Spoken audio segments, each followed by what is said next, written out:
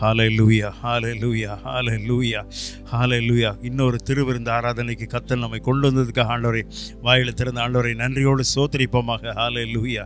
ஓ ரபாலி மாராபா ஷந்தூரி கபாலா கந்தன ரதிமாராபா தியாந்தரபா. உம்முடைய நாமத்தை மகிமைப்படுத்தும்படி நாங்கள் ஜெபிக்கிறோம். உம்முடைய வல்லமையான கரம் எங்கள் மத்தியில் இறங்கி கிரியை செய்யும்படி நாங்கள் ஜெபிக்கிறோம். இந்த வேளை உம்முடைய நேரம். ஹல்லேலூயா. ரிபா நாபா திமானா கபா தாலா லந்தரபா. உம்முடைய வல்லமை இறங்கட்டும், எங்களோடு பேசுவீராக. இந்த திருவிருந்து ஆராதனை அங்கீகரிப்பீராக. இயேசுவின் நாமத்தில் பிதாவே, ஆமென். எரேமியா தீர்க்கதரிசியின் புஸ்தகம் 10ஆம் அதிகாரம் 2ஆம் வசனம். புறஜாதிகளுடைய மார்க்கத்தை கற்றுக்கொள்ளாதிருங்கள், வானத்தின் அடையாளங்களாலே புறஜாதிகள் கலங்குகிறார்களே என்று சொல்லி நீங்கள் அவைகளாலே கலங்காதிருங்கள். வேதம் தெளிவாக ஒரு எச்சரிப்பாக ஒவ்வொரு மறுபடியும் பிறந்த கிறிஸ்தவனுக்கும் கர்த்தருடைய பிள்ளைகளுக்கும் ஒரு எச்சரிப்பை கொடுக்கிறார். ஏனென்றால் நம் ஆண்டவரை இயேசு சொந்த ரட்சகராய் ஏற்றுக்கொண்டு திருமுழுக்கு ஞானஸ்நானம் எடுக்கும் பொழுது, ஞானஸ்நானத்தில் தண்ணீரில் மூழ்கும் பொழுது பழைய மனிதன் அடக்கம் பண்ணப்படுகிறான், புதிய மனிதனாக வெளியே வருகிறோம். ஆனால் நம்முடைய காரியங்கள், நடவடிக்கைகள் எல்லாமே நீங்கள் பார்த்தீங்கன்னா பழைய புதிய ஏற்பாட்டினுடைய பழைய காரியங்களையும் அந்த புறஜாதியருடைய மார்க்கத்திலே நாம் ஊறி கிடக்கிறோம். இதுதான் இன்றைக்கு பரிதாபமான ஒரு சூழ்நிலையாக காணப்படுகிறது. புறஜாதியருடைய மார்க்கத்தை நாம் கற்றுக்கொள்ளவே கூடாது என்று வேதம் தெளிவாக சொல்லுகிறது. கடைசி மணி காலத்தில் நாம் வாழ்கிறோம். கர்த்தருடைய பிள்ளைகளே, நாம் வேறு பிரிக்கப்பட்ட மக்கள். நாம் உலகத்தாரோடு அல்ல, நாம் புதிதாக கர்த்தருக்குள் வந்த மக்கள், கர்த்தரோடு இசைந்திருக்கிற மக்கள், கர்த்தருக்காக வாழ்கிற மக்கள். நமக்கும் மற்றவர்களுக்கும் ஒரு வித்தியாசம் உண்டு. நாம் ஆண்டவரை இயேசுவை சொந்த ரட்சகராய் ஏற்றுக்கொண்டு அவருக்காகவே வாழ்கிற ஜனங்கள். எனவே மற்றவர்களுக்கும் நமக்கும் ஒரு வித்தியாசம் உண்டு. வேதம் இங்கே என்ன, எரேமியா 10:2 தெளிவாக என்ன சொல்கிறாரு? புறஜாதியுடைய மார்க்கத்தை கற்றுக்கொள்ளாதிருங்கள். அவருடைய அன்றாட நடவடிக்கையும் அவர்களுடைய செயல்களையும் நாம் அங்கீகரிக்கவே கூடாது. வேதத்தில் தெளிவாக சொல்லுகிறது. இன்றைக்கி உலக பிரகாரமான காரியத்தை நீங்கள் பார்த்தீங்கன்னா, உலக பிரகார மக்கள் என்ன செய்கிறார்கள்? கலாத்தியர் 4ஆம் அதிகாரம் 10ஆம் வசனத்தை நீங்கள் வாசிக்கும் பொழுது அவங்க எப்படி இருக்கிறாங்க? காலங்களையும் நேரங்களையும் வருஷங்களையும் பார்க்கிறார்களே. பாருங்கள், அந்த கலாத்தியருக்கு எழுதின நிருபத்தில் பவுல் எப்படி அவங்கள அந்த கலாத்திய மக்களுக்கு எப்படி கொடுக்குறாரு தெரியுமா? புத்தி இல்லாத கலாத்தியரே. இப்போ நான் ஒரு சபைக்கு ஒரு பாஸ்டருக்கு லெட்ரு போடும்போது பாஸ்டருக்கு பதிலாக முட்டாளாகிய பாஸ்டரேன்னா அவர் உடனே எனக்கு ஃபோன் அடிக்க மாட்டார். என்னங்க நினச்சிட்ருக்கீங்கன்ட்டு. புத்தி இல்லாத கலாத்தியர்.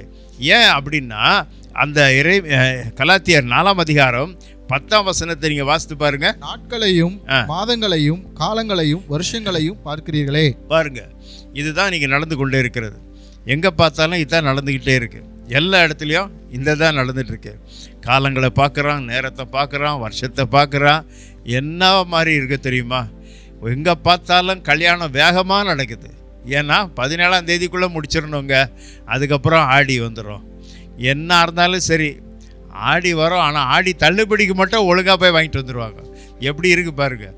அருமையானவர்களே, நாம் வேறு பிரிக்கப்பட்ட மக்கள். இந்த நாட்களில் நாம் கர்த்தருடைய பிள்ளைகளாய் நாம் மற்றவர்களோடு ஒத்த வேஷம் தரிக்கவே கூடாது.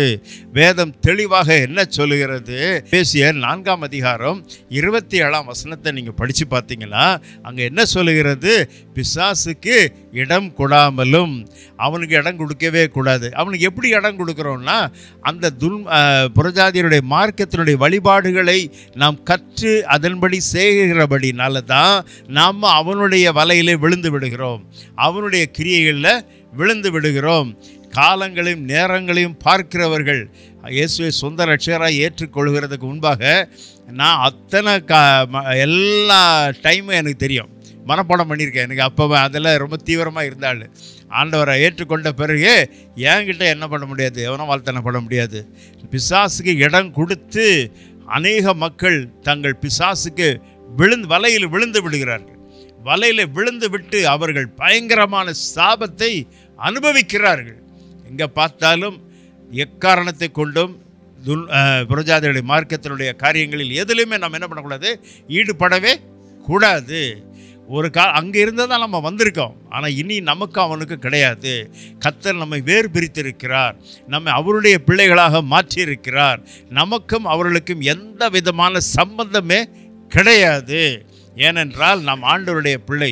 இயேசு கிறிஸ்துடைய இரத்தத்தினால் கழுவப்பட்டு இருளின் அந்தகாரத்திலிருந்து நம்ம ஆச்சரியமான ஒளிக்குள்ளே கொண்டு வந்திருக்கிறார். நம்ம அவருக்கும் எதுக்கும் சம்பந்தம் கிடையாது. நாம் புறஜாதியருடைய மார்க்கத்தை அதன்படி எல்லா காரியங்களின் ஈடுபடுகிறது நிமித்தமாகத்தான் பிசாசு ஒரு மனிதனுக்குள் நுழைந்து விடுகிறது. நாமே பிசாசை என்ன பண்ணுறோம், அப்படியே கிட்டி பிடிக்கிறோம். அவனுக்கே கஷ்டமாக இருக்குச்சு, இவனை போய் நான் கிட்டி பிடிக்கிறேன்னுட்டு. ஏன்னா அவனுக்கே ரொம்ப வேதனைப்படுறான், இவனை போய் நான் பிடிக்கிறேன்னுட்டு. இந்த கடைசி மணி நேரத்தில் நம்ம எந்த விதமான இருக்கிறோம், சகல விதமான நடவடிக்கைகள் எல்லாவற்றையும் பார்த்திங்கன்னா பிசாசுக்கு நம்மை விற்று போடுகிறோம். திருமணமான உடனே ஆடி பிரிப்பு எங்கேருந்து வருகிறது, பிசாசிகிட்டேருந்து வருது. அதை கடைப்பிடிச்ச பிறகு அந்த வீட்டுக்குள்ளே பேய் தான் வரும். இன்றைக்கி கடைசி மணி நேரத்தில் வாழ்ந்துட்டுருக்கோம். நாமே பிசாசை வரவழைக்கிறோம். பிசாசுக்கு இடம் கொடாமலும் என்று வேதம் தெளிவாக சொல்லுகிறது. சகல விதத்திலும் நாம் வேறு பிரிக்கப்பட்ட மக்களாக இருக்கிறோம்.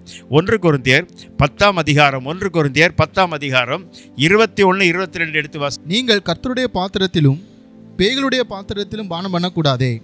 நீங்கள் கர்த்தருடைய போஜன பந்திக்கும் பேய்களுடைய போஜன பந்திக்கும் பங்குள்ளவர்களா இருக்கக்கூடாதே. நாம் கர்த்தருக்கு எரிச்சலை மூட்டலாமா? அவரிலும் நான் பலவான்களா? பாருங்க, நம்ம ரொம்ப ஜாக்கிரதையாக இருக்கோம். கர்த்தருடைய பந்தியிலும் பேய்களுடைய பந்தியிலும் பானம் பண்ண கூடாது. இல்லை, படைச்சது நாங்கள் அங்கே வச்சுருவோங்க, மற்றதெல்லாம் உங்களுக்கு கொடுப்போம், அதெல்லாம் கிடையாது. எல்லாம் ஒன்று தான். நான் தொடவே முடியாது. நான் வேறு பிரிக்கப்பட்ட மக்கள், எக்காரணத்தை கொண்டும் இதை நான் உட்கொள்ளவே மாட்டேன். நாம் ஆண்டவருடைய பிள்ளைகளாக இருக்கும். தானியேலுடைய நண்பர்கள் என்ன சொன்னாங்க, நாங்கள் இந்த போஜனத்தை புசிக்க மாட்டோம் என்று வைராக்கியமாக இருந்தார்கள். நாம் அப்படி இருக்கிறோமா? எக்காரணத்தை கொண்டும் நம்ம அந்த காரியத்தில் ஈடுபடவே கூடாது. நாம் வேறு பிரிக்கப்பட்ட மக்கள். நாம் ஆண்டவருக்காக நம்முடைய போஜனத்தினாலே நம்மை தீட்டுப்படுத்தவே கூடாது. போஜனத்தினாலே எக்காரணத்தை கொண்டும் நம்மை தீட்டுப்படுத்தவே கூடாது. அலுவலகத்திலும் அக்கம் பக்கத்தினரும் அவங்க அதை கொடுக்கும் பொழுது நாம் அதை வாயில் போடவே கூடாது. அதை பெற்றுக்கொள்ளாமல் இருப்பது உன்னுடைய ஆசீர்வாதத்துக்காக நான் சொல்லுகிறேன். காரணம், ஆண்டவர் தெளிவாக எச்சரிக்கிறார். நாம் அதில் விழுந்து விடுது நிமித்தமாகத்தான் அநேக சாபங்கள் வீட்டுக்குள்ளே பிரவேசிக்கிறது.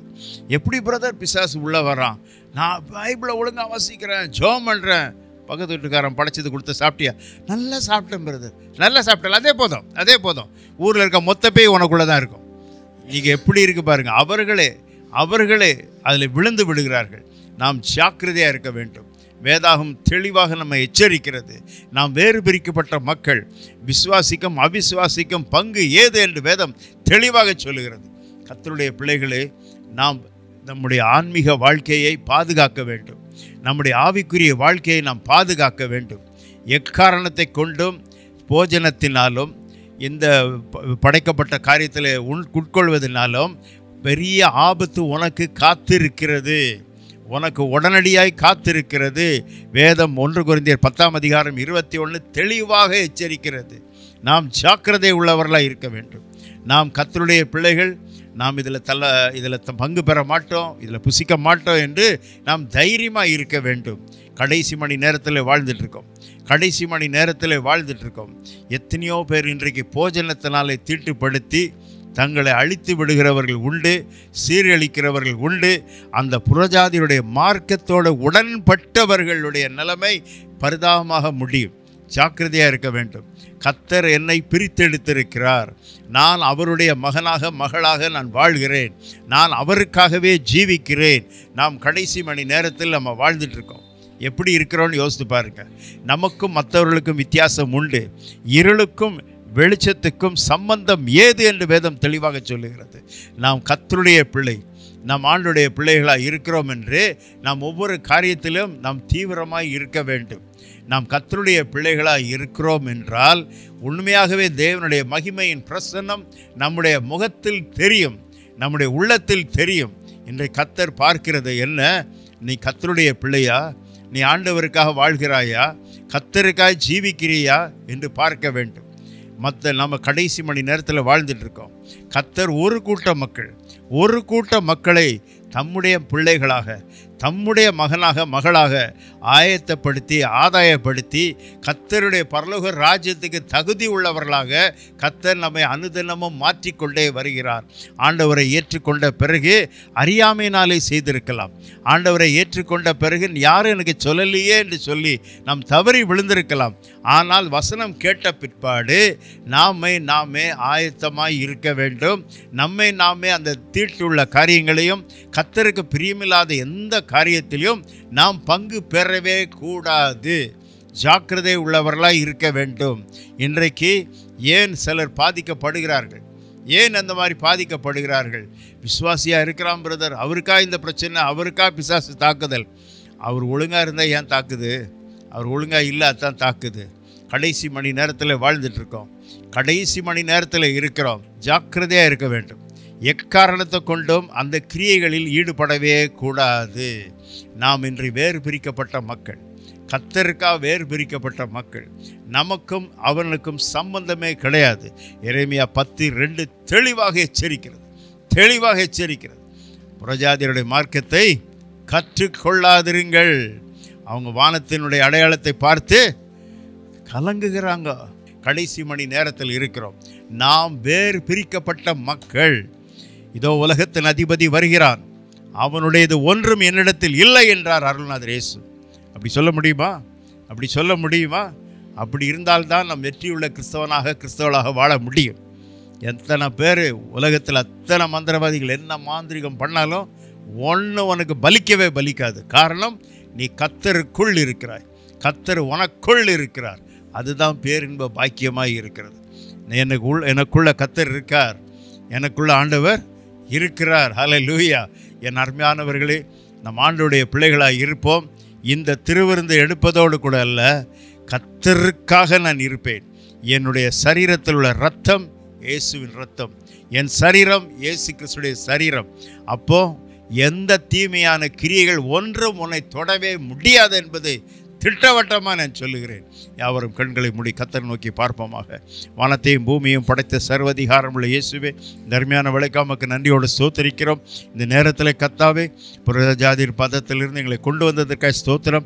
ஆச்சரியமான அழகான வெளிச்சத்தை கொண்டு வந்திருக்கிறீர்கள். நாங்கள் உம்முடைய பிள்ளைகளாக, உம்முடைய மகளாக வாழ்ந்து உம்முடைய பரலோக ராஜ்யத்தில் நாங்கள் வந்து சேர்கிறதுக்கு தகுதியுள்ள பாத்திரவான்களாக மாற்றும்படியாக நாங்கள் ஜெபிக்கிறோம். உம்முடைய கிருபையின் கரத்தில் ஒப்புக் கொடுக்கிறோம்.